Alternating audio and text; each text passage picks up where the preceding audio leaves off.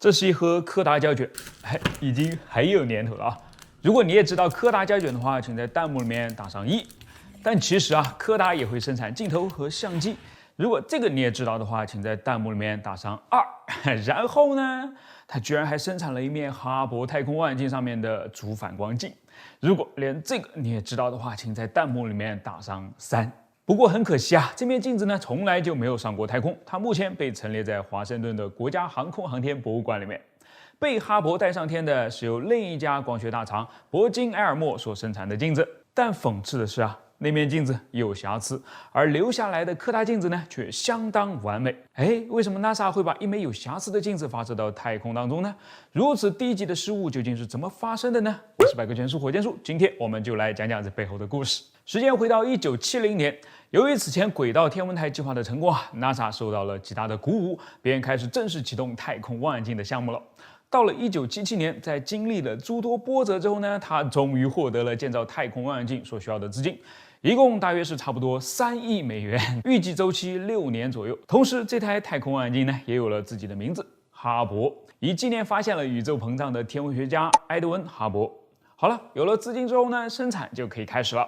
作为整台望远镜的核心啊，主反光镜的制造显得尤为重要。它起到的作用是汇聚光线，将从镜筒收集到的光线反射到一面较小的反光镜上，后者呢再将光线进一步反射到哈勃的各种成像仪器上。之所以要反射2次呢，是为了在尽可能短的镜筒里面装下尽可能长的焦距。为了将装机到主反光镜上任何部分的光线都完美的汇聚在一个点上，它就需要被抛光成一个精度达到10纳米的曲面才行。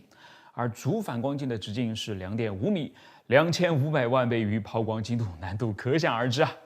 接下这个重任的就是铂金埃尔默了。这家公司在业界是怎样一个地位呢？大家可以自己去查查。总之，它肯定是 NASA 的最佳选择。为了不让 NASA 失望，铂金埃尔默也放出了自己的大绝招，用特殊定制的计算机来自动化的抛光镜面。这在现在不算什么，但在当时呢，绝对是一个超级前沿的科技了，而且也是看起来最有希望达到10纳米精度的工艺了。但为了保险起见，NASA 同时也要求他们必须将一部分的生产转包出去，制造一枚备用的主反光镜出来。大家猜猜，他转包给了谁？就是柯达了。因为柯达在生产相机设备和光学镜头方面呢，已经积累了相当好的口碑，它将会采用手工打磨的方式来制造这枚哈勃的大镜子。于是，1979年，主反光镜的生产呢，在2家公司同步开始了。当时柯达建议咱们应该交叉检查对方所生产出来的镜子，以便确保万无一失。但铂金埃尔默显然不认同在他眼里面，柯达大概就是一个打酱油的备份存在。要不是 NASA 坚持，有你们什么事儿呢？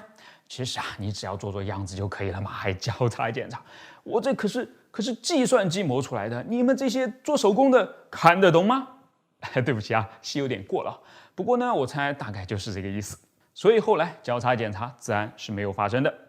到了1981年底，在艰难地打磨了快2年之后呢，铂金埃尔默终于将一整块超低膨胀的玻璃变成了一面下凹的抛物镜了。在清洗和镀上一层高反射率的铝膜之后呢，这面主镜就正式宣布完成了。不过在把它真正装上哈勃之前呢，它还需要通过一系列非常严格的测试才行主要包括2个方面一个是看它对环境的耐受程度如何，毕竟火箭发射时的震动和太空中的恶劣环境都是对它不小的考验这个呢没有什么好说的，肯定是顺利通过了。另一个呢是看看它的研磨精度是否能够达到设计的要求，这个稍微复杂一些。于是科学家就用到了一个叫做零相差矫正器的设备来帮助他们对镜片进行检查。这个东西本身也是由镜子组成的，它高大约76厘米，直径大约50厘米，上下各有一面中间开孔的凹面镜。然后呢，在光线出去的地方还带有一片敞透镜。理论上，当把它放置在哈勃主镜上方11米的地方，打入一束激光之后呢，会在镜面上生成一片平直的波正面条纹。这就说明镜面的打磨是没有问题的。而如果出现的是扭曲的条纹的话，这说明镜面是有问题的。测试的结果呢，很完美简直一如铂金埃尔默的预期于是柯达的镜子真的就成为了一个多余的摆设了，连测试都不用了，直接拉到仓库里面。后来发生的事情呢，我们都已经很清楚了。1990年，哈勃上天，拍出了令人震撼的模糊照片，一时间世界哗然 ，NASA 沮丧到了极点。在仔细研究之后呢，他们发现他们犯了一个极其完美的错误。还记得我们刚才讲到的那个零相差矫正器吗？它里面呢是不是也装着几面镜子啊？原来工程师在安装其中一面反光镜的时候装歪了一点点，结果就正好完美的矫正了哈勃主镜上出现的误差，把原本应该是扭曲的纹路给拉直了。天哪，所谓无巧不成书，这大概就是最完美的诠释了吧。更悲催的是啊，大家这个时候终于想到了，哎，仓库里面还放着那面柯达的镜子啊，于是战战兢兢的拉出来一检测呢，它居然才是真的完美的。这连打的啊，即便已经过了差不多30年呢，我仿佛还是能够听到啪啪啪啪的声音。可惜啊，已经太晚了。再鬼更换主反光镜是不现实的，唯一能做的就是把这一测试时犯下的完美错误复制到太空中去。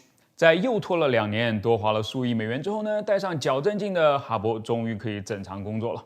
30年过去啊，他取得的无数成就已经让人渐渐淡忘了当初那段差一点就把他拖入了深渊的插曲了。